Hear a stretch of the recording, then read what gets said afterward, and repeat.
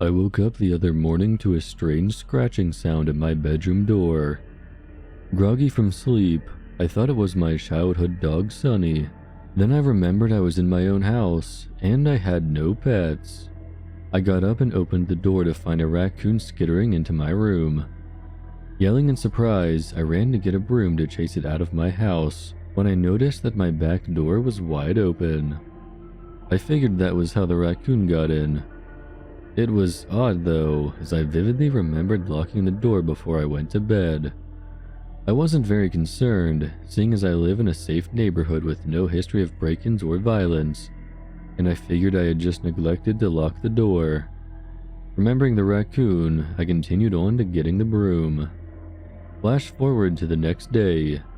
The raccoon is gone and my back door is locked. I made sure of it. Thinking it's safe to sleep, I got in bed and woke up to hear my back door banging against the side of the house. I rushed out of bed to close and lock the door again. And this time I was a little more concerned. I looked through my house to make sure there was nothing taken, but all my valuables were still intact. In fact, the only things that looked out of place were the things the raccoon had knocked over the previous morning. I puzzled over it for a while before deciding I hadn't really locked the door and had just thought I'd checked. Then, the next morning, it happened again. I woke up and walked out of my room, and there was my back door, wide open. This time, though, there were drops of a dark red-black substance splattered on the door. Now, I was worried. I cleaned off the door and checked my house again. Once, twice, 3 times. Nothing was out of place. This time I decided to add another lock to the door. I quickly installed a slide lock and made sure both the new lock and the door lock were secured tightly. When I woke up the next morning, the slide lock was bent out of shape on the floor, having been ripped off the door. The door itself was wide open, and inside my house was a mangled, bloody corpse of what I could only assume used to be a rabbit. I felt sick as I tentatively walked through my house. There was still nothing out of place. I decided to call a locksmith after cleaning up the body, naively hoping there was just something wrong with my door lock. When the locksmith arrived and checked my back door, he said he had never seen a lock in better shape.